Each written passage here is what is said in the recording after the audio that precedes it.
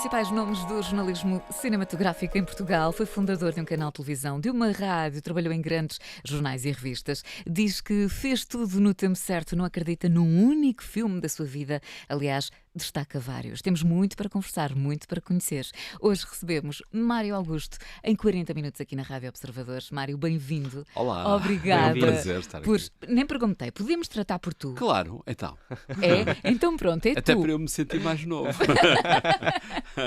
Bem-vindo, obrigada por teres aceitado o nosso convite. Esta paixão pelo cinema, pelo que sabemos, surge ainda na adolescência, através de um professor que relatava filmes como ninguém e de um festival de cinema de animação que se realizava em Espinho, a tua terra natal. Até agora tudo direitinho. Tudo direitinho. Antes dessa fase, qual era o sonho?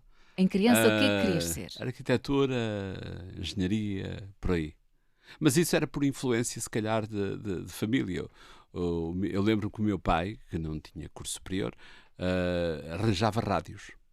E aquela coisa da engenharia eletrónica fascinava-me. Eu ajudava a mudar as válvulas e a trocar aquilo. Aliás, acho que uma vez, lembro perfeitamente, era muito miúdo e a senhora foi lá para arranjar um rádio e o meu pai trabalhava, era desenhador, e à noite é que fazia esse tipo de biscate. E eu disse, não, desta vez vou eu dar aqui um jeito. Tinha andado a ver como é que aquilo funcionava, mudei a ordem das válvulas e não disse nada a ninguém. Se meu pai vai chegar, isto é como nos filmes, Sim. vai ligar, afinal isto está bom. E eu dizia, fui eu que arranjei. Mas correu bem ou sobraram peças? Correu mal, ele ligou, pum, não estou a ir. Portanto, foi assim uma coisa de filme cómico. Mas, na verdade, era por aí. Mas, rapidamente, eu acho que aos 12, 13 anos, já tinha um fascínio pelo cinema de animação, por causa do Cineanima, que era um festival que ainda existe em Espinho. Eu comecei a achar piada à técnica do cinema. Como é que fazem filmes de animação? Como é que se desenha? Como é que se faz a sequenciação das imagens para transformar aquilo numa falsa vida? Porque, na verdade, é uma falsa vida. E tive a sorte. A sorte é muito importante em tudo. Ainda falávamos nós há pouco em off. Tive a sorte de estar num processo de crescimento numa altura de grande descoberta para tudo. Estamos a falar de 1976, tudo era novo, tudo era descoberta, tudo era oportunidade e essa sorte acompanhou-me sempre no meu processo profissional, porque há um boom de oportunidades, de novos talentos, novas situações profissionais que quebram com aquilo que vinha atrás. Portanto, houve ali uma conjugação de fatores que me levou rapidamente ao jornalismo. Por exemplo, eu comecei a escrever num jornal local cujo diretor era um professor meu, que me disse, olha, queres fazer uma reportagem? Uma reportagem, é coisa fantástica, fazer uma reportagem. Aliás, ainda hoje tenho esse recorte do jornal. Fiz uma reportagem sobre um centro cultural que havia lá, numa freguesia perto de onde vivia, em Espinho. Onde vivia, ainda vivo. E na altura, aquela sensação de escrever e saber que alguém te vai ler e vai perceber aquilo que tu queres contar é uma coisa que não se explica. Aliás, eu acho que eu recordo-me uma coisa curiosa em relação a esse artigo. Lembro perfeitamente de ter escrito e pedi ao meu pai para me ir levar à sede do jornal para eu ir buscar em primeira mão o papel que tinha publicado. Aquela sensação de pegares num jornal e tem lá um artigo com o teu nome e tu leres, agora muita gente vai ler isto. Muita gente deveria ser 800 pessoas. Mas a sensação é maior do que hoje, por exemplo, estar a falar para milhões. É curioso. Mas aí uma pessoa nem tem noção, não é? Não, é fantástico. Os primeiros trabalhos são sempre a coisa mais deslumbrante para ti, porque tu vais guardar uma memória doce de tudo, não é?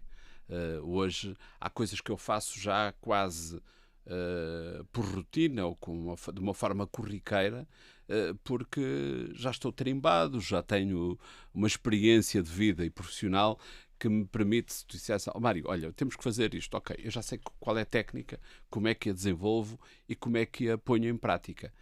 Isso faz com que mais jovens cheguem ao mercado de trabalho e às minhas áreas, e mais nervosos e mais inconscientes até, se calhar, como eu era naquela altura, e ponham em prática outro tipo de ensinamentos, mas outro tipo de entusiasmo nas coisas, que eu ainda mantenho muito entusiasmo, mas já tenho 60 anos, já não é, já como é se fosse diferente. a primeira vez. E o que é que os pais acharam dessa ideia de ser jornalista? Aquilo foi um processo muito, muito lento, porque o professor convidou-me para escrever no jornal, e eu fiz mais 2, 3 artigos, mais 2 ou 3 reportagens. Entretanto, eu comecei a trabalhar muito jovem, com 18 anos, como desenhador. Eu gosto de desenhar. Seguindo as pisadas do pai. Seguindo as pisadas do pai. E gosto de desenhar, ainda hoje gosto de desenhar. Perdi-lhe um bocadinho a mão, mas ainda gosto de ter lápis de cor e gosto de estar ali a experimentar. Mas depois venho para Lisboa, para a Força Aérea, onde estive 2 anos, aqui em Monsanto, e nesse período eu desenhava. Aliás, eu na Força Aérea era desenhador, fazia ilustrações, fazia cartazes, fazia pequenos cartoons para a revista da Força Aérea, e trabalhava nos audiovisuais da Força Aérea. Porquê? Por causa do cinema. Eu sabia como é que se faziam as técnicas de cinema de animação, eles acharam muita piada aquilo. Eu conhecia o Vasco Granja, que era uma figura mítica do nosso tempo,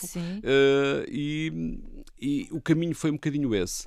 A dada altura, eu estava cá em Lisboa, vivi cá em Lisboa 2 anos, surgiu a oportunidade. A história é muito mais, não teríamos em 40 minutos tempo seria só um programa específico sobre essa história. Há uma situação muito curiosa, que é um momento em que há uma amiga em Espinho que ouvia um programa de rádio comercial de manhã, que era o Café com Leite. Sim. O Carlos Ribeiro, o Luís Filipe Barros e essa malta. E que me disse: tu, se me trouxeres um autógrafo do Carlos Ribeiro no programa da manhã, eu pago-te café durante uma semana. Ok, está bem. Quando eu estiver lá, Sampaio e Pina, onde é que é Sampaio e Pina no mapa e tal, às 10 da manhã de um dia, até me lembro do dia 13 de maio de 1981. 13 de maio. Foi curiosamente, lembro não era por razão de Fátima, por outra razão. Eu fui à porta da rádio comercial e pedi o autógrafo ao Sr. Carlos Ribeiro, e ele pensava que eu era um ouvinte que tinha ganho um prémio, e então acontece esta coisa deliciosa. Ficamos toda a vida amigos. O senhor do autógrafo, ainda ontem conversamos, sempre foi uma pessoa com quem eu passei a dar muito bem, quase familiar, e na altura, na Força Aérea, disseram-me, que eu trabalhava nos audiovisuais, disseram: você tem um timbre de voz que, engraçado, se tirar esse sotaque à moda de Porto, é capaz de servir para fazer a voz off dos nossos spots e das nossas coisas. Só que giro. Alguém tem que ajudar, mas se conseguir, eu não sei se foi só por simpatia para me despachar ou porque acharam mesmo isso, na altura disseram: ok, então quem é que eu posso falar? Ao senhor da rádio. Digo: Carlos, não dá para me explicar como é que se coloca a voz, como é que se lê, como é que se pontua para ler e essas coisas. Então não dá, claro que dá e tal. E dá. Então, encontramos meia dúzia de vezes, ele explicou-me: colocas a voz assim, fazes desta maneira, fazes daquela, e eu assim fiz. E comecei a fazer a voz off de alguns trabalhos da Força Aérea, no Centro de Audiovisuais. E depois mantive sempre o contacto, comecei a conhecer pessoas, e uma vez ao festival, portanto eu sempre fui muito proativo nas coisas, ao festival uma vez mais o Cinenima acontece, e nessa altura, anos 80, estava muito pujante, e eu disse, só que o Carlos trabalhava na rádio comercial, e disse: não dá para falar com alguém, eu faço reportagens, uma crónica sobre o festival, quando lá estiver no festival. Então fomos falar com o Pedro Pedro Mourinho, não é Pedro Mourinho, Pedro Moutinho, Sim. que era o diretor que fazia, e ele disse, ok, não temos dinheiro para pagar, mas se quiseres faças as crónicas. Eu comecei a fazer as crónicas e achei muita piada aquilo. Sim. A primeira vez que eu entro numa rádio, a primeira vez que eu entro na televisão, a primeira vez que eu faço alguma coisa de comunicação, tem a ver com o Festival de Cinema de Animação, o Cinema. Foi aí que tudo passado. começou, que o levou Exatamente. a toda... Só um pormenor, isto para fazer o arco narrativo todo. Sim. O Carlos Ribeiro, de quem eu ainda hoje sou muito amigo, o tal senhor do autógrafo, hoje reformado. E que há uns anos ainda uma voltou joia, através da uma Sampaio joia, Pina. uma joia Sim. de pessoa e encantador. Ainda hoje conversámos imenso e as famílias são próximas. Depois começa a fazer um programa na televisão. Eu já estou a fazer voz-off na Força Aérea e dou entrevistas por causa do Cinema, que eu entretanto passei a fazer parte da comissão organizadora também, e ele começa a planear um programa que é a nossa turma, em que diz, eu precisava aqui de um jovem que falasse cinema, não queres experimentar? Boa ideia. Vou experimentar também um miúdo que anda lá na Comercial e que vai fazer reportagens de rua.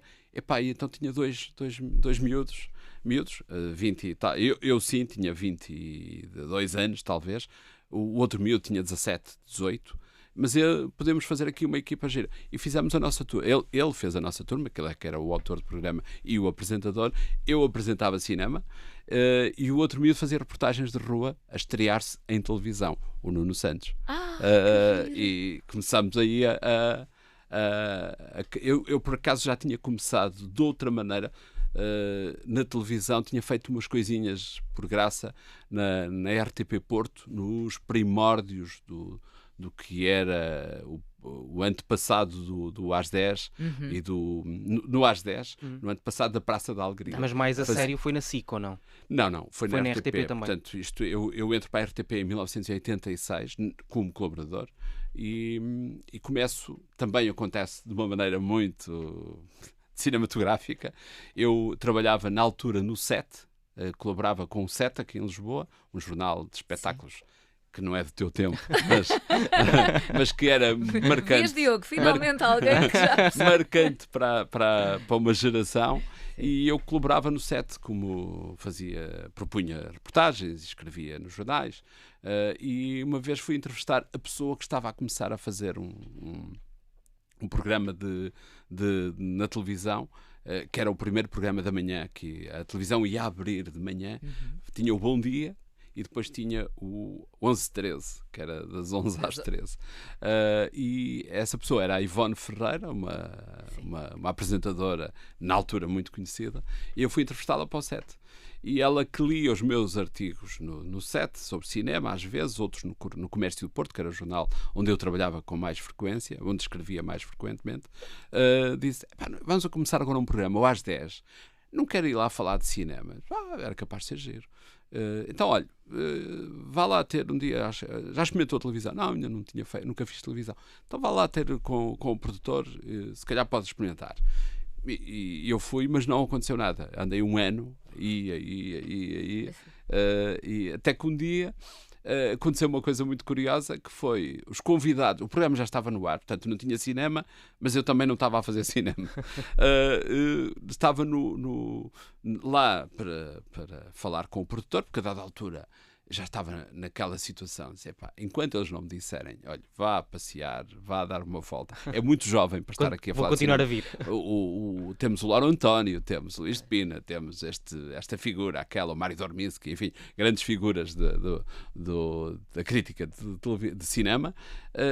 Portanto, você é muito jovem, não se meta nisto, esqueça, não tem maturidade suficiente. E eu disse, enquanto me disserem vá pastar, eu não vou, venho cá, tenho que me dizer olhos nos olhos ao fim do ano. Há uma altura que eu chego lá à televisão e vejo uma azáfama incrível, e eu, para ser atendido lá pelo produtor, vejo uma azáfama no movimento, na produção, e percebo que tinha havido uma greve de comboios e os convidados do dia seguinte não apareceram. Não iam aparecer porque não iam ter comboio, enfim, não podiam vir. E há um deles que passa e diz, pá, porque é que não experimentámos o miúdo do cinema? Porque precisava de enxouriçar o programa, não é? E eu que estava para fazer a formação, para experimentar a câmara, para fazer tudo, arranjam um filme para amanhã. Talvez. E qual era o filme? Lembro, o filme era o África Minha. Disse, sim, posso tentar arranjar. Então amanhã, às 8h30 da manhã, esteja cá, porque antes de começarmos o programa, vamos explicar como é que isto funciona. Você senta-se, olha para aquela luz vermelha da câmara e começa a desbobinar e depois o assistente vai dizer que já chega. E consciência total, dele e minha. Mas o que é certo é que isso aconteceu há 38 anos. Correu bem. Desde aquele dia nunca mais deixei de estar no ar. Correu, pelos vistos correu Pelos vistos muito, correu, muito sim. Mas lá bem. estávamos a falar da sorte. Aquela troika, não é? Há uma troika, não é? Que é sorte, Talento e trabalho. talento e trabalho, sim. Epá, não sei se terei muito talento, mas pelo menos esforcei-me. Não, é Neste verdade. caso, no meu caso, essencialmente, é assim, eu acho que eu apurei a técnica, mas isso não é tanto o talento, e não estou a dizer isto com falsa modéstia, natural, eu faço as coisas já como profissional, mas foi muito trabalho e muita sorte. Porque hoje já ninguém consegue fazer uma carreira desta forma, nem consegue crescer dessa maneira. Há pouco tu estavas a falar no África Minha, que é de resto um dos meus filmes de eleição, e eu sei que também tens uma grande admiração pela Meryl Streep. Já vamos daqui a bocadinho querer aí conhecer algumas histórias de bastidores de Hollywood. Lembras-te do primeiro junket que fizeste? Sim, perfeitamente. O primeiro junket com atores internacionais foi aqui em Lisboa. Veio cá a Miriam Dabo, que era uma Bond Girl, e a Luz ao Mundo, que era a distribuidora do filme cá em Portugal, contratou o Fernando Peça para andar com ela. Porque o Fernando Peça tinha trabalhado na BBC, era uma figura, e o Peça era encantador, era um avozinho delicioso na conversa, no trato. E esta, hein? E esta, hein? E na altura eu vim a Lisboa para entrevistar. Lembro-me que entrevistei a Miriam Dabo na Estufa Fria e foi o primeiro junket que fiz. Passado um tempo, não preciso quanto, voltei a fazer uma entrevista ao Richard Attenborough ali no Tivoli por causa de um filme que se chamava Cry Freedom, com o primeiro filme do Denzel Washington sobre o Stephen Biko. E passado outro tempo, não muito, no ano, logo, sei lá, menos de um ano, não, talvez, sim, o tempo aqui já não me recordo com precisão, sei que fui contactado para ir a Londres fazer um junket. Eu achei que, ok, fantástico, vou a Londres, vai ser fantástico, eu nunca fui a Londres, isto é uma coisa sem continuidade, porque alguém vai convidar portugueses One para shot. ir. One shot. Mas nesse one shot foi-me engraçado, porque eu já estava a trabalhar na RTP e na Rádio Comercial Norte, e na altura lembro-me perfeitamente de duas coisas deliciosas. Uma, que foi uma excursão de portugueses, a Maria Alexandra, o Rolo Durão, enfim, era uma excursão de portugueses em Londres, que era fantástico, eles já estavam mais habituados a ir a Londres do que eu, e divertimos imenso. E a segunda coisa, que eles mandaram uma checklist das coisas que nós, dos adereços para irmos ao junket, irmos às festas, e Dress code. o dress code também, mas regras e as horas e aquilo tudo. Há uma festa deslumbrante sempre que estreia um filme do Bond. Eu só não fui a este último lançamento, porque, entretanto, as regras também mudaram, mas pós-Covid, enfim, aquelas confusões. Mas fui a todas as outras festas do Bond e são sempre as coisas mais incríveis que se pode imaginar. É isso, um casamento real. Sim. Aquela coisa com... Mas lembro-me que eles mandaram um fax na altura, não havia e-mails, a dizer o que é que eu tinha, o dress code, as horas, as entrevistas, a que horas e tal. E eu lá fui, e uma das coisas que trazia tinha que levar um smoking. Eu disse, pá, eu não vou mais repetir esta experiência. Eu não vou comprar um smoking, era como faltava gastar dinheiro. Exato, só para isto. Levei o fato de casamento do meu pai, que estava em bom estado, não é? Cheirava um bocadinho a naftalina, é verdade. Mas com o Old Spice aquilo disfarçava. Mas foi deslumbrante. Agora, depois, a partir dessa altura, aconteceu um bocadinho como na história de fazer televisão. Eu nunca mais deixei de ir. Ou seja, começou tudo a surgir. Umas atrás das outras, sucessivamente. Mais uma vez a sorte, porque eu acho que, por um lado, não havia muita gente que... Toda a gente gostava de poder fazer, mas ninguém se punha a jeito para fazer. E eu estava por tudo. Vamos embora. É para ir? Vamos. É para fazer? Vamos. E coisas do género, por exemplo, já em 91... uma vez estava a ver os Oscars em 90, em 89. Estava a fazer reportagens dos Oscars na RTP e disse, pá, isto era engraçado, era ir lá. E na altura o Zé Eduardo Muniz era o diretor-geral da RTP e eu, através do meu chefe na RTP Porto, disse, pá, dá para falar com o Zé Eduardo, propor a ideia de nós fazermos reportagem dos Oscars lá. E ele, este gajo está louco. Está bem, dá, fala com ele, dá-lhe um toque e tal. Zé Eduardo, não dá para ir aos Oscars? Está bem, trata disso. Certamente eles a pensar, nunca vai conseguir. Este jovem cheio de garra, está bem, vai lá, tudo bem.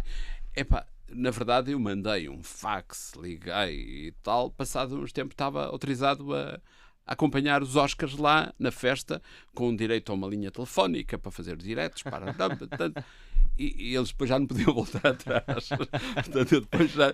olha, temos autorização, como é que fazemos agora? Tem que se falar com a Eurovisão para te arranjar a equipa. E eu fui, pronto. Muito bem. E desde então nunca mais parou. Os Oscars sim, parou, porque depois aqui, ao fim de 5, 6 anos, eu já não tinha paciência para... Mais do mesmo. É sempre mais do mesmo, porque depois aquilo é tão efêmero no tempo e tão apertado no tempo que tu nunca podes fazer alguma coisa que seja diferente do que já fizeste. Okay. E o troco aqui é tentar fazer coisas mais surpreendentes, mais poderes arranjar outras reportagens paralelas divertidas. E eu ia sozinho, não é? Contratávamos uma equipa na América e eu andava lá com um repórter e montávamos na Eurovisão e mandávamos na SIC. Com o boom da SIC, aquele início de SIC em 92, no ano seguinte ainda fui aos Oscars e disse, vamos tentar fazer aqui uma coisa diferente e tal. Fizemos uma célebre cena engraçada que eu, no final da reportagem dos Oscars, atirei um Oscar através da câmara ao Zé Alberto Carvalho e tinha comprado aqueles Oscars fake que se vendem na loja dos chineses. Levei 2 para lá e ficou 1 cá. Portanto, e o Zé Alberto recebeu o Oscar, eu atirava e colava. Só que nessa altura, para aquilo não falhar, o final do Jornal da Noite teve que ser gravado. Porque eles atiravam o Oscar, acertavam-lhe no microfone. Outra vez atiravam, acertavam-lhe na cabeça. Portanto, a opção foi gravar mesmo. A despedida final do Jornal da Noite dessa emissão foi... Eu disse, este é o Oscar da SIC, quem vai ele? E o Zé, ok, e o nome da família, agradeço e tal. Nós imaginamos sempre o mundo de Hollywood como um mundo de glamour. Ainda há pouco estavas a falar das festas à volta das estreias de James Bond. Eu acho que hoje em dia nós já percebemos, não é? Até porque também os junkets mudaram bastante. É um tempo todo muito contadinho. Os atores estão ali sentados, fazem já nem um há dia. Junkets para Portugal. Pois também é verdade. Também é verdade. Eu faço alguns ainda hoje, mas quase sempre por Zoom. Mas porquê? Porque o modelo de negócio do cinema mudou radicalmente. Mas e deixou de ser tão streaming? Mudou com o streaming completamente e por outra razão. Já era uma tendência que se vinha a acentuar, porque na verdade os mais jovens hoje pirateavam os filmes com mais facilidade, é fácil ver um filme num telemóvel que tem 4K de resolução, ou no tablet ou no computador, e perdeu-se aquele encanto da sala escura, do cinema, de comprar bilhete, de comer pipocas. Eu não gosto de comer pipocas no cinema, mas os rituais do cinema mudaram de uma forma acentuada. Por outro lado, também, o modelo de negócio para as produtoras americanas, o o território português, o business para cá deixou de ser tão rentável, portanto eles reduzem custos, porque na verdade os junkets eram sempre pagos por eles. Sim. Eles é que faz parte da promoção de um filme. Por exemplo, uma coisa curiosa, só para entenderem como é que isto funciona, por exemplo, um filme como o Indiana Jones, que está aí em exibição, ao fim de uma semana sabia-se que ia ser um flop em termos financeiros, não em termos de cinema. Eu pessoalmente gostei muito do filme, apesar de ter aquele final assim um bocadinho à pedrada, metido lá assim um bocadinho à cacetada, mas tudo bem. Mas na verdade o filme custou 300 milhões, mais coisa menos coisa, e gastaram mais 120 em promovê-lo no mundo. O que quer dizer que o filme custou 400 e tal milhões, ou seja, o bolo de custo anda nos 400. O filme, para ser rentável, tem que, nas primeiras semanas, tem que faturar em bilheteira 2,5 vezes o seu custo. Porque tem que distribuir dinheiro pelos exibidores, pelo distribuidor, tem que cobrir as despesas locais de promoção, enfim, aquelas coisas todas. Ou seja, ao fim de 2 semanas, já se sabe, ou a tendência é de faturação, ou então vai ficar aquém, porque E ficou já bastante aquém. ficou metade. Ou seja, é por isso que é um flop. Neste momento, o Indiana Jones terá faturado, sei lá, 500 milhões em todo o mundo. E diz, ei, tanto Mal dinheiro. chega para pagar as despesas. Pois, exatamente. É assim, não vai dar prejuízo, porque depois vem o outro a seguir, o negócio a seguir, o streaming, as televisões. As televisões hoje já não passam cinema, mas os canais Também já não há DVDs. já não há DVDs, ainda há. Sim, Portugal é que já não tem mesmo Sim. de todo. Aliás, é um sinal de como isto tudo mudou. Eu que coleciono filmes, é uma frustração hoje não ter filmes para guardar. O físico, o DVD, o Blu-ray, tem que os mandar vir de fora. Eles na América continuam a sair. São mercados diferentes também. Claro. Há sempre uns maluquinhos que guardam, da mesma maneira que ainda se vendem cassetes VHS para uns chanfrados. É uma coisa muito nicho, não é? que querem guardar aquela imagem toda Eu acho que toda os meus pais ainda carcomida. têm lá em casa. Não, as mas minhas isso é casas. porque era a altura sim, que tu na tinhas. altura que sim. Agora, Vender para comprares hoje é assim um bocadinho. Claro. É como agora a ideia das cassetes áudio. Sim, Há uma outra onda de. completamente. O som não é igual. Sim, completamente. Mas assim, a maior decepção, um ator que tu, por exemplo, tinhas grandes expectativas e de repente, porque isso certamente já Olha, aconteceu. o Robert De Niro, por exemplo, é sempre muito difícil entrevistá-lo porque ele não gosta de dar entrevistas e está ali a fazer um frete. Eu estive com ele 4, 5 vezes, acho eu, e ele é sempre muito. Depois tens um problema. Nós estamos aqui os dois a conversar, estás-me a fazer uma entrevista. Eu nesse papel tenho que estar a seguir os olhos ao entrevistado, tenho que o apanhar para perceber a maneira como ele está a reagir. E ele olha para todo lado, menos para o entrevistado. Mas eu acho que não é por indelicadeza ou por falsa ou por falta de educação. É porque tem uma certa timidez, por um lado, tem uma certa atitude de o que é que eu estou aqui a fazer, porque é que eu tenho que levar com isto, porque é que eu tenho que estar. Porque aquilo deve ser um aborrecimento, não é? Uma coisa é eu estar aqui a dar uma entrevista a vocês os dois e estamos aqui a divertir-nos. Outra coisa é de estares de 7 em 7 minutos, não é obrigação contratual, aliás. Exatamente. Estás ali de 5 em 5 minutos, entra um outro cliente que te faz as perguntas mais estapafúrdias, mas tu tens que ter o cuidado de responder sobre aquilo.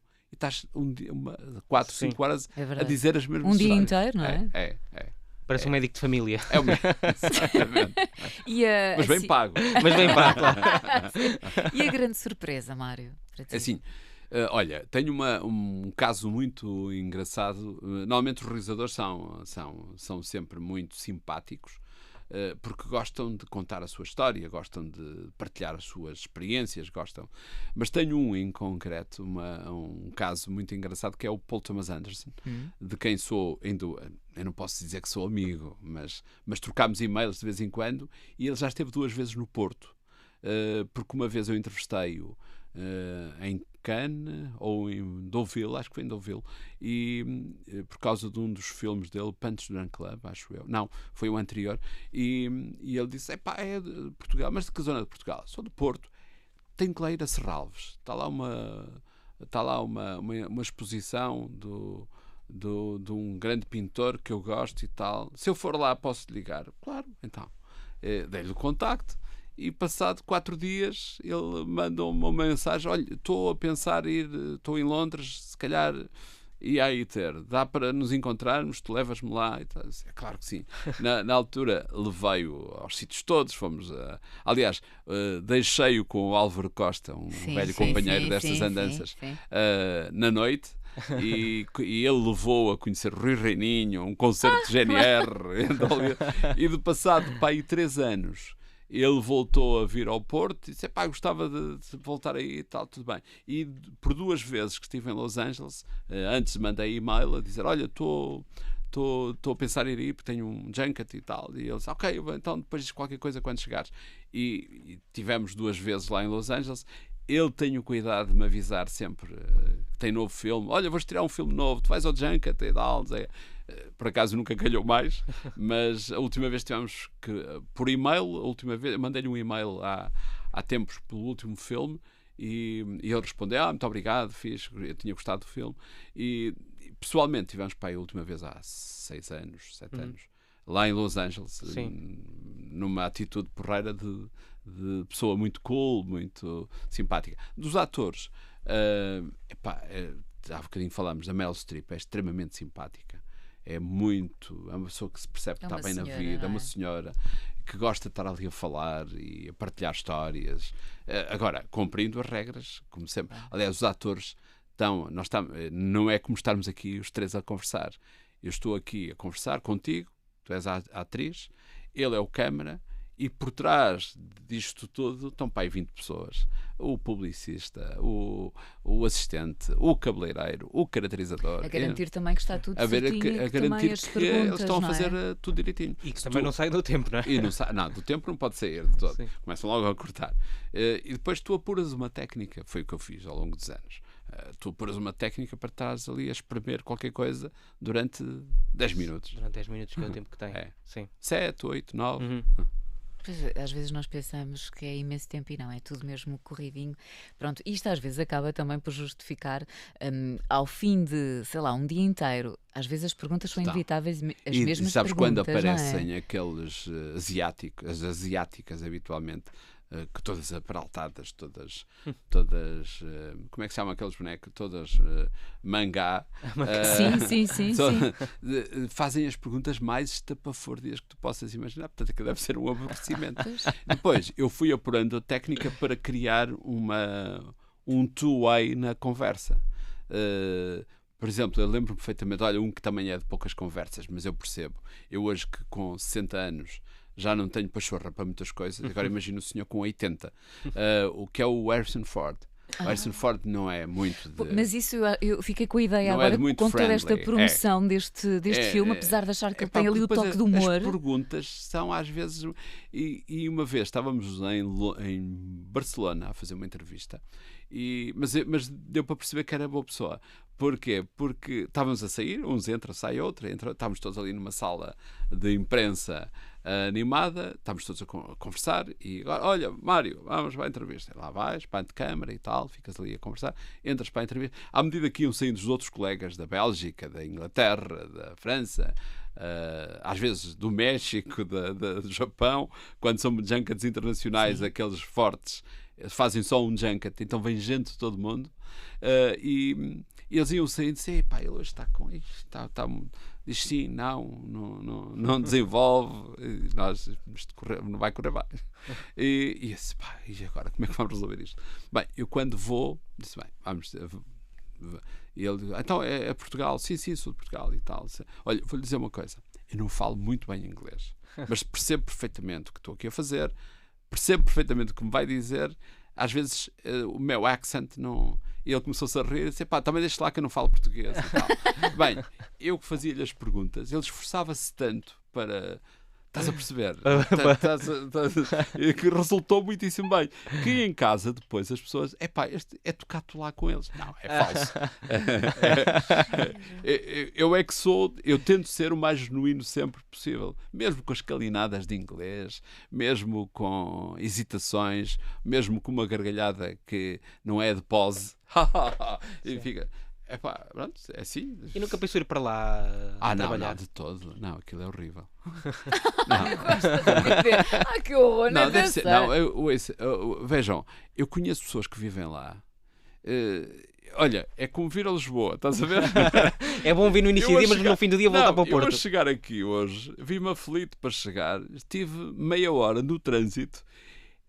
Eu vivo junto ao mar, em Espinho, toda a gente se conhece. Eu vou à rua e sei quem é o senhor da fruta, todos me conhecem desde miúdo, porque eu cresci ali. Tenho uma relação muito próxima com as pessoas.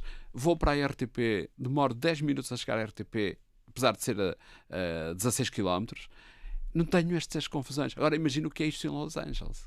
Deve ser uma coisa. E depois com a concorrência feroz, que aquilo é terrível. Há muita, não é? Nesta área há imensa, sim. Ou matas ou morres.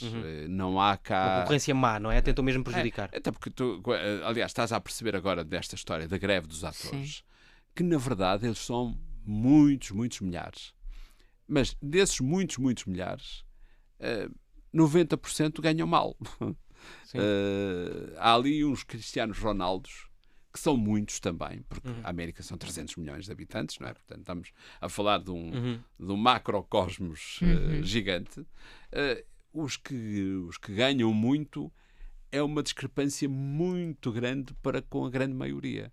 Ou porque são figurantes, ou porque são atores menos conhecidos, ou porque não têm importância. Às vezes até tem grande qualidade. Lá está a sorte. A história do trabalho, do talento e a sorte. Tem muita sorte, tem muito talento, tem muito trabalho. Não tiveram a sorte de ter sido escolhidos para filme A ou B ou C, que lhes tinha feito mudar a carreira.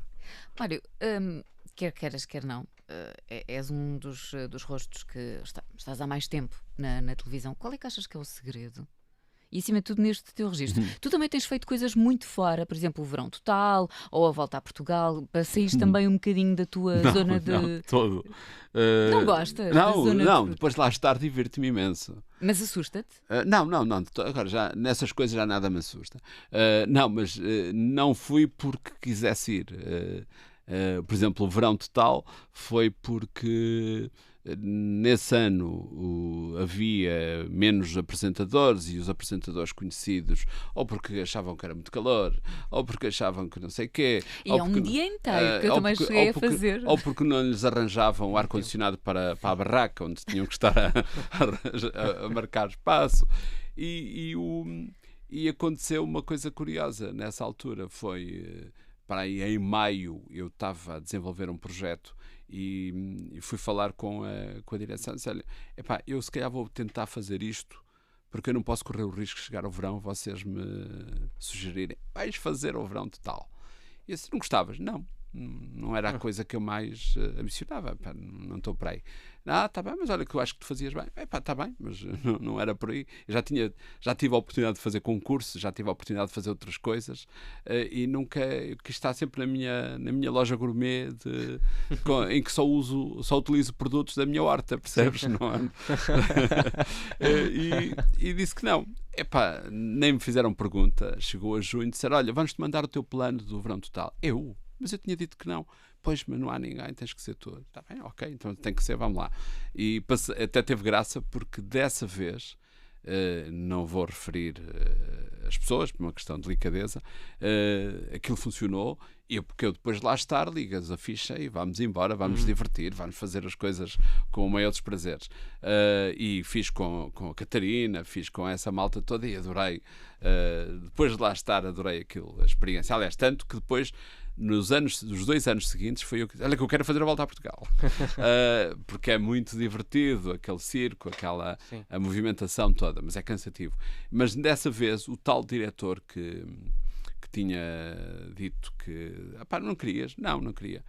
Pronto, até eu acho que tinha jeito. Está bem, ok, mas eu não queria. E então nem sequer me ligou. e mandou dar instruções para me mandarem o meu plano. E eu sou funcionário, sou quadro da empresa, aceitaria na boa, sem problema.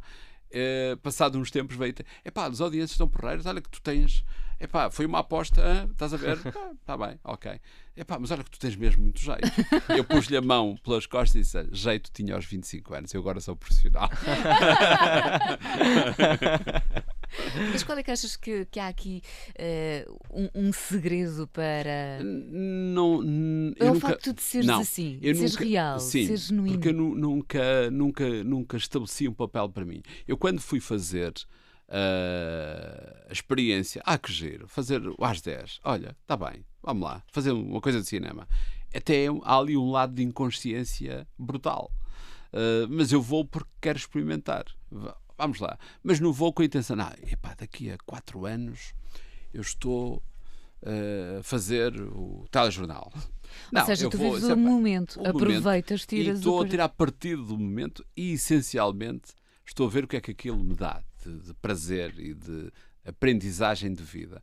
E depois, as coisas naturalmente... Sabes que uma vez um senhor, um espectador, que me abordou na rua, isso já há poucos anos, depois de ter 30 e tal anos de televisão, que me disse, sabe que eu acho a sua maneira de fazer engraçada, a sua voz é reconhecível, é completamente reconhecível. Porquê? Porque eu não chego lá à televisão e falo assim com aquela arte, olá, boa tarde, como está? Voz colocada. Eu falo, se sair um bocadinho mais pronúncia do norte, olha, paciência, se carrego mais nos R's, paciência, é o que tem que ser. E esse espectador disse, gosto, porque olha, e vou-lhe dizer uma coisa, seja, como é que é? A vida faz de nós o que quer, seja-lhe grato, porque ela não o deixa ficar mal. E aquela frase ficou-me sempre, e nunca mais me esqueci. E na verdade, é assim que eu tento ser. Aliás, também rapidamente percebi, pelas pessoas que eu fui conhecendo, em 36 anos de televisão, nunca apresentei o telejornal, nunca apresentei o Jornal da Noite, nunca me foi feito o convite para isso, mas se fizessem o convite, eu se calhar, olha, experimento, mas se calhar não quereria, nunca me passava pela cabeça tal coisa.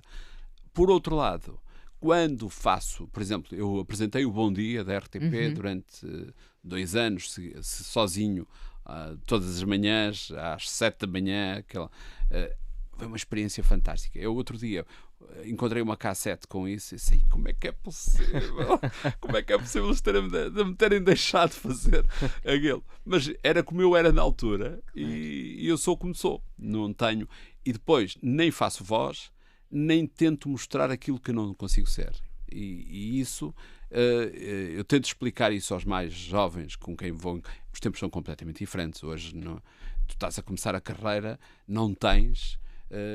tu tens muitas pedras no caminho e depois vais encontrar uns colegas que te vão tentar lixar, porque se não te lixam, alguém nos vai lixar a eles. Portanto, é um processo complexo e isso faz com que hoje as profissões sejam muito mais competitivas, muito mais, não pela qualidade, mas pela sacanice às vezes. E o que é que acontece? Eu sempre percebi e rapidamente percebi quando comecei que tens 2 maneiras de estar nestas vidas. É um fósforo. Há pessoas que preferem fogo de artifício. Mas só que o fogo de artifício tem 5 minutos. Tcham, pum, tcham, é fantástico. Explode, coisas bonitas e tal. Acaba, fica tudo outra vez às escuras. Eu prefiro estar com fósforo. Até ao fim do pauzinho. Ali. A chama não é muito grande, mas é divertida. E dura mais. Temos estado a falar da carreira do Mário Augusto, mas a verdade é que também fala com frequência da sua vida particular e familiar, nomeadamente da longa caminhada que tem feito com a sua filha. Antes de começarmos a gravar, até falámos de uma história engraçada que conhecemos, de pessoas que se sentem até influenciadas por aquilo que diz e tentam seguir os... no fundo, não sei se são conselhos, mas pelo menos sentem-se... Deixa-me só, agora, porque depois eu já tenho uma certa idade, já me começo a esquecer das histórias. Lembrem-me no final, nós vamos fechar isto, a nossa conversa, com uma história só para vocês sorrirem. Muito bem. Porque eu também tenho muitas gafes, ok? Ok. Mas quando é que decidiu abrir esta porta desta vida mais pessoal? lá está, nada é previsível, eu nunca faço nada, eu vou fazer assim para chegar a determinado objetivo. Eu vou fazer aquilo que hoje me apetece fazer. E no caso da Rita, a Rita tem paralisia cerebral, aliás, ela neste momento está a passar uma fase extremamente complexa porque já foi submetida a uma série de intervenções que não correram muito bem, mas a Rita é uma força da natureza, de boa disposição, de atitude positiva, e isso, se calhar, é uma característica dela, mas é também do espírito que nós lhe incutimos sempre, e nós sempre a mostramos na boa, porque ela poderia ter crescido e dizer, porquê é que me mostraram? Porquê é que quiseram expor-me? Porque o que é que acontece? Mas ela hoje percebe que foi importante também para ela que isso tivesse acontecido, porque durante muitos anos a Rita tem paralisia cerebral, nasceu no momento do parto, teve ali um problema de falta de oxigenação do cérebro e queimou uns quantos chips dos neurónios. Mas isso não impede que ela intelectualmente seja uma pessoa superior. Está a acabar o mestrado neste momento na área da comunicação, sempre está de bem com a vida. Aliás, ela diz uma coisa, ela faz, às vezes convida-no para fazer palestras e conferências e essas coisas, e ela vai toda contente e diz uma coisa que nunca foi incutida por nós, mas que me levou a pensar, olha, ainda bem que assim foi, porque na verdade ela costuma dizer, quando vai falar a escolas ou isso, que eu estou tranquila comigo, porque na verdade eu nunca soube o que é correr. E como nunca soube o que é correr, agora imaginem quem correu muito, de repente deixa de poder correr. Eu, como nunca soube o que é correr, estou bem comigo. Sei que não vou correr, mas também nunca experimentei, portanto estou bem. É quase como tu teres ambições sempre desmedidas para as tuas condições e para a tua origem e para a tua preparação. E a Rita, desde o início, nós expusemos-la sem nenhuma intenção, portanto, sem problema, uma entrevista para uma revista ou isto, e a Rita começou a aparecer como aos meus filhos, como aos outros 2 rapazes. E as pessoas perguntavam, não, tem paralisia cerebral, tudo bem. Ou seja, nós apercebemos que, passado muito pouco tempo, a Rita era quase como ou melhor, eu ajudei a quebrar o estigma sobre a paralisia cerebral.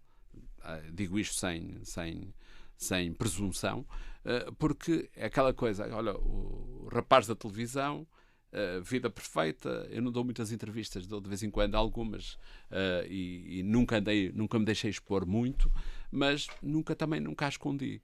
E isso fez com que as pessoas, olha, o gajo da televisão, afinal também tem problemas, também tem que resolver situações.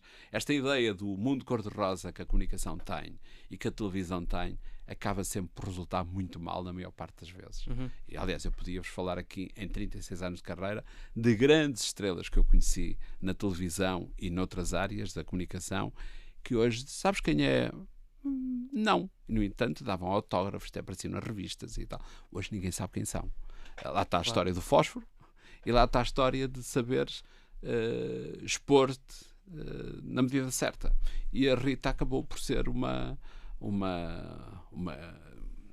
saiu reforçada a sua atitude de luta perante a vida, apesar de agora estar a passar um mau bocado em termos físicos, não em termos anímicos, como se diz a malta de futebol.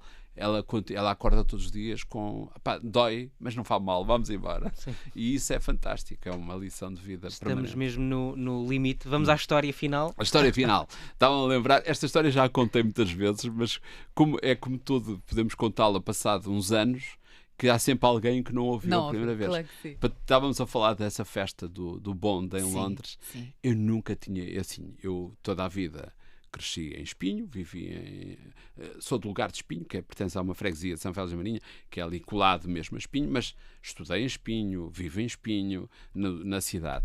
Portanto, o sítio mais longe que eu tinha ido era ao Portugal dos Pequenitos, ou a Lisboa a ver o Jardim Zoológico com o Liceu. Então, de repente vou a Londres fazer um junket. Eu nunca tinha ido a Londres. O Álvaro Costa trabalhava na MTV na Sim, altura. sim. Eu telefonei: Álvaro, vou ir a Londres, vem-me 2 dias antes, a malta faz aqui umas raves e vamos aqui, vais connosco e tal. E fiz, foi fantástico.